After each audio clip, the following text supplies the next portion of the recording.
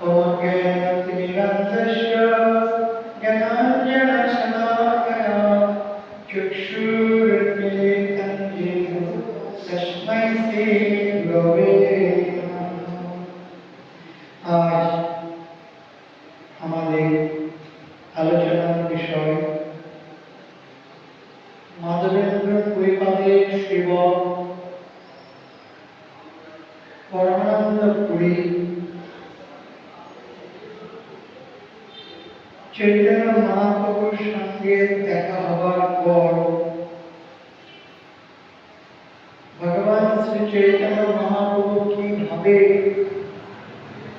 गुरुवर्गदेर सम्मान करते हैं तिनि सेटा आचरण करे शिक्षा दिलेन।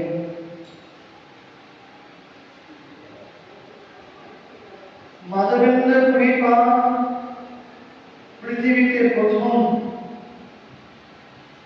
এই কলিযুগে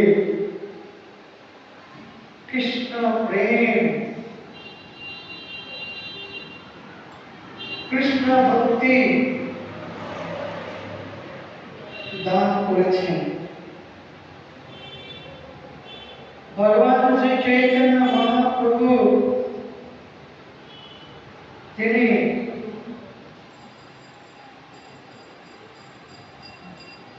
परमानंद पुरीर संगे देखा हওয়ার পরে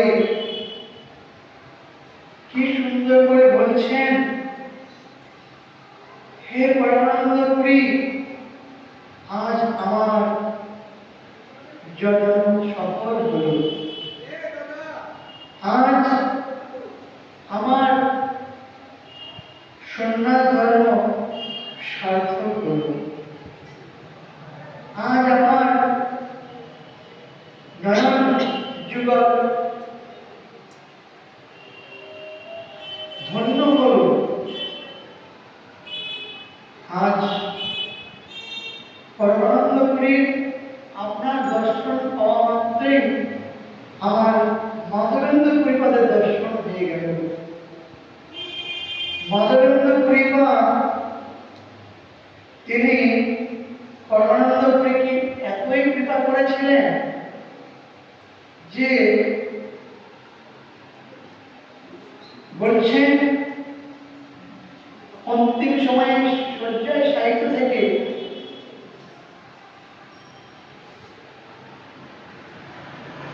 যে হে परमानंद पुरी তুমি হবে প্রেমের সাগর, তুমি भगवान श्री चैतन्य महाप्रभु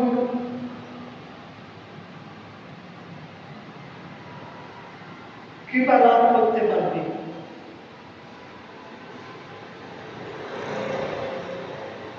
आज माधवेन्द्र पुरीपाद गुरुदेवेर आशीर्वादे परमानंद पुरी हलेन सकलेर काछे स्नेहेर पात्र, आदरेर पात्र, सम्मानेर प्रियजन। परमानंद पुरी ताके दर्शन करे भगवान श्री चैतन्य महाप्रभु षष्ठांगे प्रदान करलेन। जगते शिक्षा देवार जन्य भगवान श्री चैतन्य महाप्रभु पृथिवीते एसेছেন, তিনি আচরণ করে শিক্ষা দিচ্ছেন। প্রিয় ভক্ত দেখি প্রভু পরম হরিষে স্তুতি করে নৃত্য করে প্রেম রসে। ভগবান ভক্তকে দেখে ভীষণ আনন্দ পান। ভগবান ভক্তকে দেখে গুণ মহিমা কীর্তন করছেন, উদ্দণ্ড নৃত্য করছেন বাহুকুলে। আর ভক্ত ভগবানকে दर्शन पे बाहुकुले हरिबोल हरिबोल करছেন। महाप्रभु বলছেন বাহুকুলে বলিতে লাগিলা হরি হরি, আজ দেখিলাম নয়নে परमानंद पुरी, आज আমি নয়ন দিয়ে परमानंद पुरीকে দর্শন করলাম। আজ মোর লোচন ধন্য, চক্ষু ধন্য,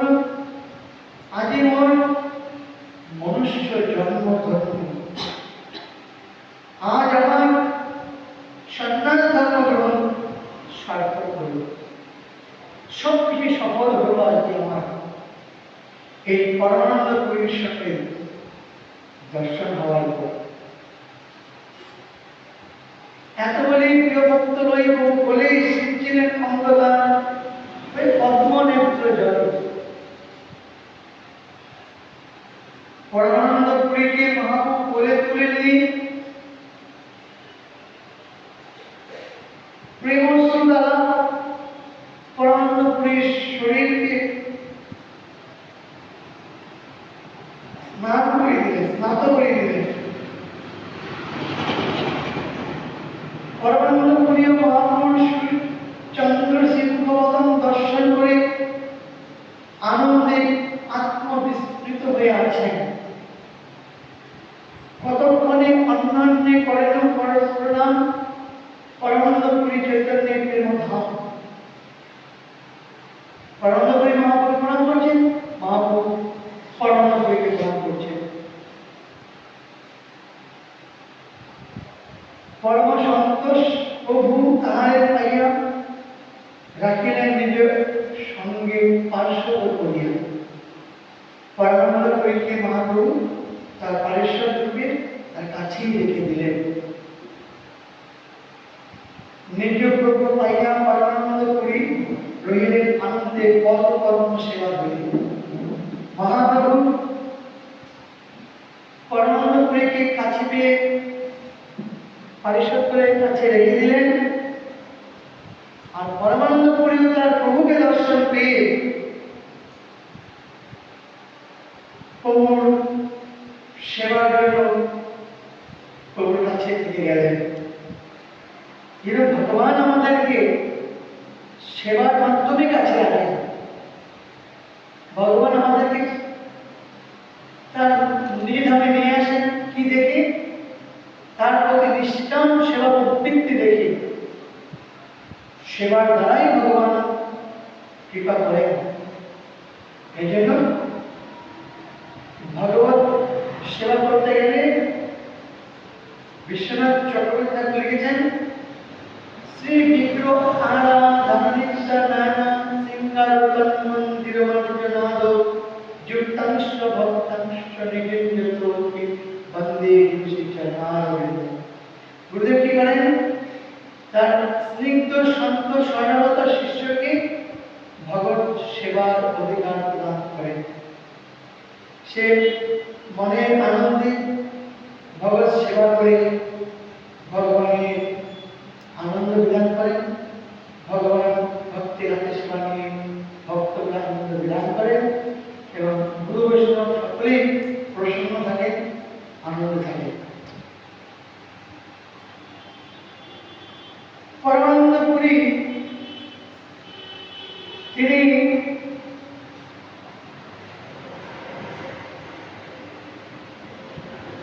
ভগবান শ্রী চৈতন্য মহাপ্রভু পাদপদ্মে সেবা করে সারা জীবন তাকে দিয়েছেন। দামোদর শুধু মেয়েরা কতদিনে রাত্রি দিনে জেলার বিহার পৌঁছাতে চলে আসবেন স্বরূপ দামোদর। মহাপুরুষ সঙ্গে রাত দিন থাকতেন। রামানন্দ কৃষ্ণ কথা স্বরূপের গান বিরহ বেদনায় প্রভু রাগয়ে প্রাণ। মহাপুরু অন্তলীলার সময়ে এই দুজন ছিলেন তার প্রধান ভক্ত ও সেবক। একজন স্বরূপ দামোদর, আরেকজনের নাম রায় রামানন্দ।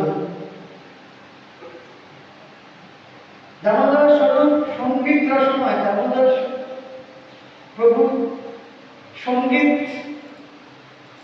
সুন্দর করে পরিবেশন করতেন, অর্থাৎ গান, স্বরূপের গান বিরহ বেদনায় প্রভু রাখায় প্রাণ। যখন মহাপ্রভুর অন্তরে কৃষ্ণ অদর্শনজনিত বিরহ উন্মাদনা আবির্ভূত হল, তখন বিরহ বেদনাতে স্বরূপ দামোদরের সুন্দর করে গান শুনিয়ে তার বিরহ কৃষ্ণ বিরহ বেদনার উপশম দিতেন। দামোদর স্বরূপ পরমানন্দ পুরী শেষ খণ্ডে দুই সঙ্গে হয়েছিল। মহাপ্রভু শেষ সময়ে এই সমস্ত মহান মহান আচার্যগণ ছিলেন। পরমানন্দ পুরী, স্বরূপ দামোদর, রায় রামানন্দ সাধারণ পণ্ডিত এবং রসতত্ত্বজ্ঞ। মহাপ্রভু যাত্রার মুখে রসতত্ত্ব বা হরিকথা শুনতেন না। একমাত্র স্বরূপ দামোদর, রায় রামানন্দ বললেই বেশি শুনতেন, আনন্দ পেতেন। আর কেউ শোনাতে আসলে তোমরা আগে স্বরূপ দামোদরকে শোনো, স্বরূপ দামোদর যদি আমাকে শুনতে বলে তবে শুনব। মহাপ্রভু নীলাচলে আসার পরে আস্তে আস্তে সব ভক্তগণ এসে মিলিত হলেন। প্রদ্যুম্ন মিশ্র আসলেন। এই প্রদ্যুম্ন মিশ্রের মধ্যে মহাপ্রভু আবিষ্ট হতেন। এই প্রদ্যুম্ন মিশ্রকে বলতেন নরসিংহের অবতার। মহাপ্রভু তার নরসিংহকে আবির্ভূত হতেন। পরমানন্দ রামানন্দ দুই মহাধীর, পণ্ডিত দামোদর, শ্রী শঙ্কর পণ্ডিত কতদিনে আসিয়া বৃন্দাবনে, এখানে সব এসে গেছে। চৈতন্যের রসে নিত্যানন্দ মহাধীর, চৈতন্য মহাপ্রভু তিনি নিত্যানন্দকে আদেশ দিয়েছেন ঘরে ঘরে নাম পূজা করার জন্য। আর নাম করতে গিয়ে, নাম করতে করতে, নাম পূজা করতে করতে তার শরীরের মধ্যে ভাবের সঞ্চার হয়।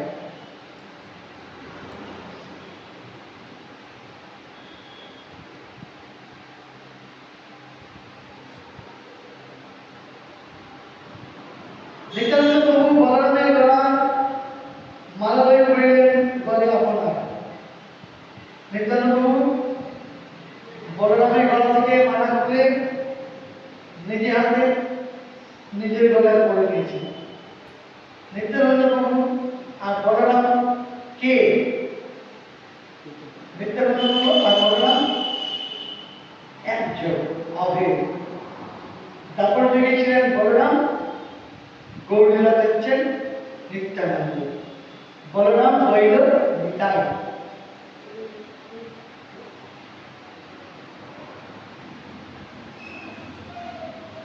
মালা পরে চলিলেন গজেন্দ্র গমন, পরিয়ালে বলিয়া চিনতে মনে মনে। নিত্যানন্দ প্রভু বলরামের গলার মালা পরে বলরাম কাছে খুলে নিয়েছে, হাতির মতো হেলতে চলতে চলে যাচ্ছে। কোনো ভয় নেই, কোনো সংকোচ নেই, কাউকে না বলে নিয়েছেন, কিছু মানে আক্ষেপ প্রস্তাব নেই, নিয়ে নিয়েছে মালায় পরে গজেন্দ্র গমনে। হাতি যেমন সুন্দর করে দুলে দুলে যায়, মালা পরে চলিলেন গজেন্দ্র গমনে, পরিহারে উঠে চিনতে মনে মনে। যার পাহাড় আছে তার চিন্তা করছে যে কি হলো। এই অবধূত মনুষ্য নয়, নিত্যানন্দ বলা হয় অবধূত। কেন? কখনো বসন থাকে গায়ে, কোনো বসন থাকে না। কখনো সে মানে অট্টটা এলাকায় হাসে, কখনো আবার জুড়িতে বাড়াবাড়ি করে, কখনো অন্যকে সারা শরীরে রেখে দেয়, কখনো জুড়িতে বাড়াবাড়ি করছে, এইরকম। তাই মহাপ্রভু সাবধান করে দিয়েছিলেন সার্বভৌম ভট্টাচার্যকে, দেখো সার্বভৌম, আমার দ্বিতীয় দেহ কিন্তু নিত্যানন্দ, আমার দ্বিতীয় একটা দেহ আছে নিত্যানন্দ। তুমি তাকে কিন্তু কখনো তাকে কখনো কিন্তু অবজ্ঞা করো না, হেয় করো না। কেন? নিত্যানন্দ আর আমি উভয়ই কিন্তু অভেদ দেব। কোন আশ্রমের যে সন্ন্যাস আশ্রম না গার্হস্থ আশ্রম, কোন চিহ্ন তার মধ্যে নেই। তাই মহাপ্রভু সাবধান করে দিয়েছেন সার্বভৌম ভট্টাচার্যকে, কখনই তাকে হেয় করবে। আজ মহাপ্রভু তিনি আমাদের প্রতি কত কৃপা করে গিয়েছেন, আমাদের কল্যাণের জন্য, আমাদের মঙ্গলের জন্য, আমাদের জড় মায়ার বৈভবের প্রতি যে মোহ দূর করার জন্য নিজে আচরণ করে তার ভক্তগণকে দ্বারা জগতে শিক্ষা দিয়ে আচরণ করিয়ে সঙ্গে করে গৌরবকে নিয়ে গেছে। যেমন আমাদের রঘুনাথ দাস গোস্বামী, যেমন রাজা প্রতাপরুদ্র, যেমন বল্লভ ভট্ট, সনাতন গোস্বামী, গোস্বামী, তারা জগতে ঐশ্বর্যের পাহাড় নিয়ে বসেছিলেন।